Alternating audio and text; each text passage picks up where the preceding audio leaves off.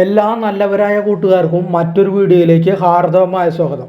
ഇന്നത്തെ വീഡിയോയിൽ നമ്മൾ ആസിഫ് അലിയുടെയും അമല പോളിൻ്റെയും പുതിയ സിനിമയായ ലെവൽ ക്രോസിലെ റിവ്യൂ ആണ് നമ്മൾ പറയാൻ പോകുന്നത്. ഇത് എൻ്റെ മാത്രം അഭിപ്രായമാണ്, നിങ്ങൾക്ക് മറ്റൊരു അഭിപ്രായവും ഉണ്ടായിരിക്കും. പക്ഷേ എൻ്റെ അഭിപ്രായം ഞാൻ പറയുന്നു എന്ന് മാത്രം. എൻ്റെ അഭിപ്രായത്തിനോട് യോജിക്കുന്നവർക്ക് യോജിക്കാം, അല്ലാത്തവർക്ക് വിയോജിക്കാനുള്ള സ്വാതന്ത്ര്യവും നിങ്ങൾക്കുണ്ട്.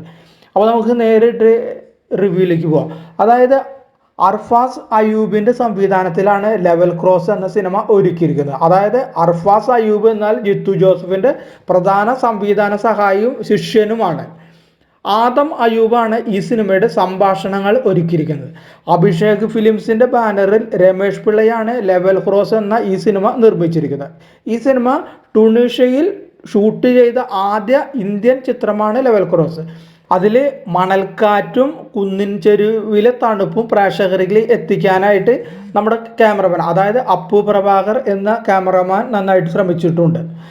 കൂടാതെ റോണക്സ് സേവറിൻ്റെ മേക്കപ്പ് എടുത്തു പറയേണ്ട ഘടകമാണ്. അതായത് പ്രകടനത്തിലും രൂപത്തിലും മുമ്പൊന്നും കാണാത്ത ഒരു ആസിഫ് അലിയാണ് നമ്മൾ ഈ സിനിമയിൽ കാണുന്നത്. കൂടാതെ തലവൻ, ഈ അടുത്ത കാലത്ത് വിജയിച്ച തലവൻ എന്ന ചിത്രം, അതായത് ആസിഫ് അലിയും ബിജു മേനോനും രണ്ടുപേർക്കും തുല്യ പ്രാധാന്യം കൽപ്പിച്ച് ഇറങ്ങിയ തലവൻ എന്ന ചിത്രത്തിന് ശേഷം ആസിഫ് അലിയുടെ മറ്റൊരു ചിത്രമാണ് ഇത്. കൂടാതെ ആടുജീവിതത്തിന് ശേഷം അമല പോളിൻ്റെ മറ്റൊരു സിനിമയാണ് ഇത്. ഈ സിനിമയിൽ ആകെ 7 കഥാപാത്രങ്ങൾ മാത്രമേ അഭിനയിച്ചിട്ടുള്ളൂ. അതിൽ 3 കഥാപാത്രമാണ് മെയിനായിട്ട് എപ്പോഴും നമ്മുടെ സ്ക്രീനിൽ തെളിയുന്നത്. കുറച്ച് കഥാപാത്രങ്ങൾ ചെറിയ ചെറിയ റോളുകൾ ചെയ്തിട്ടുള്ള കഥാപാത്രങ്ങളാണുള്ളത്. ഈ സിനിമയെ കുറിച്ച് പറയുകയാണെങ്കിൽ മുഴുവൻ കഥയും ഇതിൽ പറയാനായിട്ട് സാധിക്കില്ല, കാരണം ഇതൊരു ത്രില്ലർ മോഡിലുള്ള ഒരു സിനിമ ആയതുകൊണ്ട്. പക്ഷേ എങ്കിൽ പോലും ഒരു ചുരുക്കി പറയാം.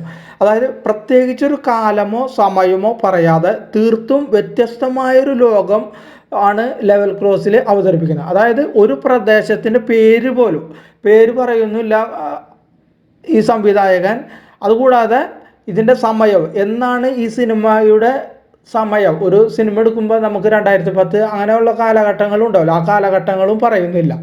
അങ്ങനെയുള്ള ഒരു സിനിമയാണിത്. കൂടാതെ മലയിടുക്കുകൾക്ക് ഇടയിൽ മണലാരണ്യം എന്ന് തോന്നിക്കുന്ന ഒരു കൊച്ചു പ്രദേശത്തിൽ ഒറ്റയ്ക്കു ജീവിക്കുന്ന ആളാണ് ഇതിലെ ആസിഫ് അലി എന്ന് പറയുന്ന കഥാപാത്രം. അതായത് ആസിഫ് അലിയുടെ കഥാപാത്രത്തിൻ്റെ പേര് രഘു എന്നാണ്. അയാൾക്ക് കൂട്ടായി ഒരു കഴുതയും ആടുകളും കൃഷിയും ഒക്കെയുണ്ട്. സംസാരിക്കാൻ ആരുമില്ലാത്ത രഘു തൻ്റെ കഴുതയോടാണ് എല്ലാതും പങ്കുവയ്ക്കുന്നത്. അതായത് ഒരു മണലാരണത്തിൽ ഒറ്റപ്പെട്ടു, ഒരു ചെറിയൊരു കൂടാരത്തിനുള്ളിൽ ഒറ്റപ്പെട്ട് കഴിയുന്ന ഒരു കഥാപാത്രം. ദൂരദേശത്തിൽ നിന്ന് പോലും വല്ലപ്പോഴും കടന്നു പോകുന്ന തീവണ്ടി മാത്രമാണ് അയാൾക്ക് പുറം ലോകമായിട്ടുള്ള ഒരു ബന്ധം.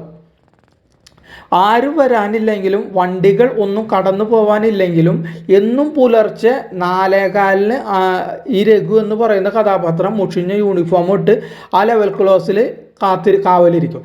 ചില വണ്ടികൾ 16 മണിക്കൂർ വൈകി ഓടുന്ന തീവണ്ടിയാണെങ്കിലും അയാൾ ആ പണി കഴിഞ്ഞ ശേഷമാണ് തൻ്റെ മറ്റു പണികളിലേക്ക് കടക്കുകയുള്ളൂ.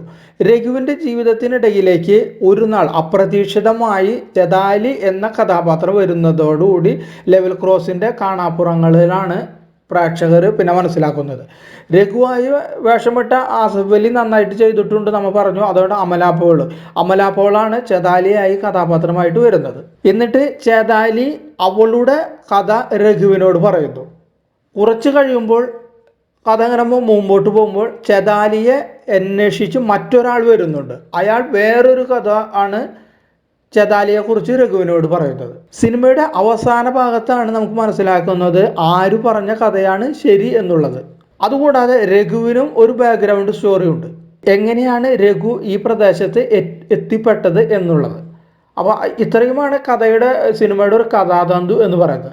ഈ സിനിമയുടെ നമ്മൾ പറയുകയാണെങ്കിൽ ഒരു സാധാരണ പ്രേക്ഷകരെ ഉദ്ദേശിച്ചാണെങ്കിൽ ലെവൽ ക്രോസ് അവർക്ക് ഒട്ടും ആസ്വാദ്യകരമായ ഒരു സിനിമ ആയിരിക്കില്ല. ഒന്നാമതായി മരുഭൂമി പോലെയുള്ള സ്ഥലത്ത് റെയിൽവേ ഗേറ്റ്മാനും ഉള്ളതിൻ്റെ യുക്തി പ്രേക്ഷകർക്ക് മനസ്സിലാവുന്നില്ല. അതുകൂടാതെ ഈ ലെവൽ ക്രോസ് ഉള്ള ഭാഗത്ത് മറ്റുള്ള വാഹനങ്ങൾ കടന്നു പോകുകയോ അല്ലെങ്കിൽ വാഹന ഗതാഗതമോ അല്ലെങ്കിൽ ആളുകളുടെ സഞ്ചാരമോ ഉള്ളതായിട്ടൊന്നും സിനിമയിൽ കാണുന്നില്ല. പിന്നെ എന്തിനാണ് അവിടെ ഒരു ലെവൽ ക്രോസ് എന്നുള്ളത് സിനിമയിൽ കാണിക്കുന്നില്ല. മുൻപ് അങ്ങനെ വാഹന ഗതാഗതമോ അല്ലെങ്കിൽ മറ്റുള്ളതോ ഉണ്ടായിട്ട് അതും സിനിമയിൽ പറയുന്നില്ല. കൂടാതെ ഗേറ്റ്മാൻ്റെ വീടിന് പുറത്ത് പ്രദർശിപ്പിക്കുന്ന റെയിൽവേ ചാർട്ട്, അതായത് ഒരു റെയിൽവേ ക്രോസിൽ എത്ര വണ്ടികൾ പോയി എന്ന് പ്രദർശിപ്പിക്കുന്ന റെയിൽവേ ചാർട്ടിൽ ഒരു ദിവസം 4 ട്രെയിനുകൾ മാത്രമേ ആ ഗേറ്റിലൂടെ കടന്നു പോകുന്നു എന്നതായിട്ട് അവിടെ എഴുതി കാണിക്കുന്നു. പിന്നെ എന്തിനാണ് അവിടെ ഒരു റെയിൽവേ ഗേറ്റും ഗേറ്റ്മാനും എന്നത് പ്രേക്ഷകർ തീരെ മനസ്സിലാവുന്നില്ല.